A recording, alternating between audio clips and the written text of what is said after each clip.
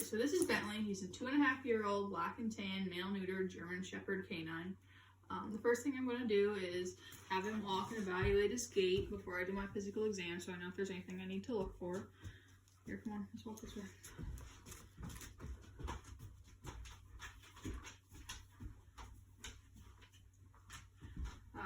Nothing abnormal.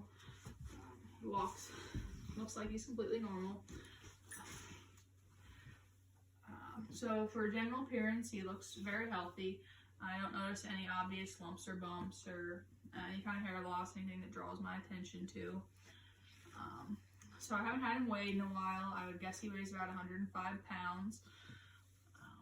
Body condition score wise, I'd put him at a 4 out of 9. I can feel his vertebrae and I can feel all his ribs. I try to keep him on the thin side since he's such a big dog. Alright, so next I need to get his eyes. I'll start my physical exam at his nose and work to his tail. If I can get him to sit up. Come here. I guess this works. Come here. Come here, sit up. Alright, so first we'll look in his eyes. They're very clear. I don't notice any redness or discharge.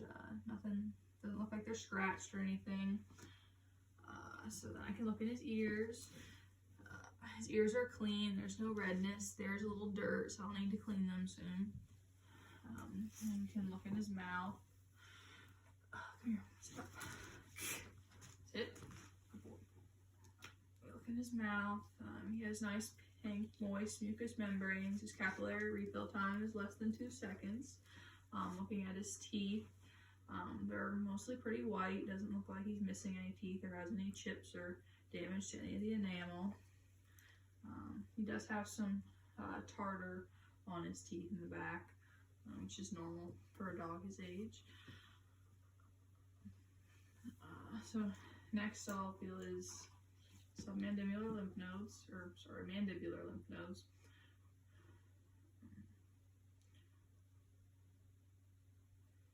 Can't really feel them, which is normal. Means they're not enlarged, no sign of infection or anything. Then I can move on to his thyroid gland, which feels normal. It's not enlarged or anything. And then we can move on to his superficial cervical lymph nodes.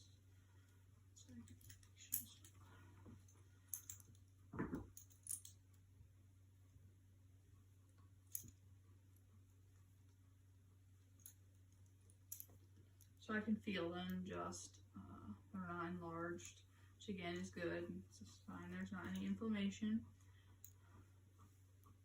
Now I can go on and listen to his heart. I don't have a stethoscope, so I'm going to make this work. So first I want to get a heart rate.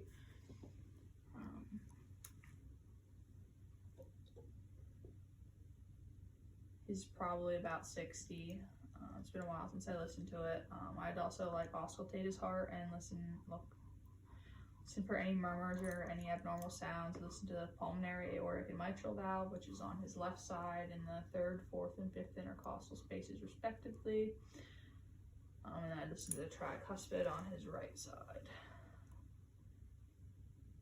Last time I listened to him, there wasn't any abnormal sounds. He does have a sinus arrhythmia, which is normal for dogs. Can then listen to his, get his respiratory rate.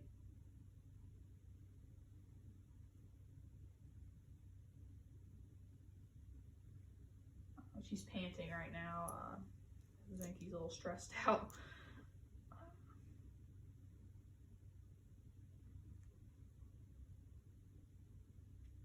If I had to guess, it'd probably be around 80.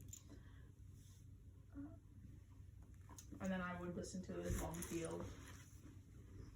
Okay. For any dullness or wheezing in his lungs. I listen all over on both sides. He's pretty healthy, so I wouldn't expect to hear anything. So abdominal palpation next. Come here, stand up. Come here, stand up. Just we can do it like this.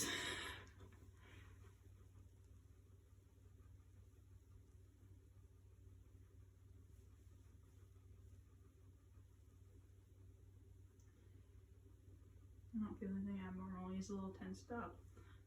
So I can pretty much just feel his bladder probably and some small intestine. It all feels normal though. And genitourinary, you can look at his penis. There's no discharge or anything. So it looks normal. No masses or anything like that. And then I can look at his musculoskeletal system. Oh gosh, sorry. So I'll just go ahead and palpate his legs and stuff, and like just will go all over his body at this point, making sure I don't feel any lumps and bumps. We can have him flex his legs, make sure there's no pain. And I'll feel his popliteal lymph nodes too while I'm back here.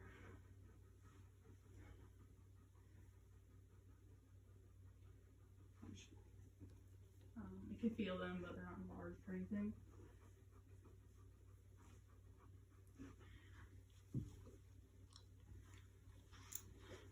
Everything feels normal, musculoskeletal wise. I did make him walk earlier and he looked normal.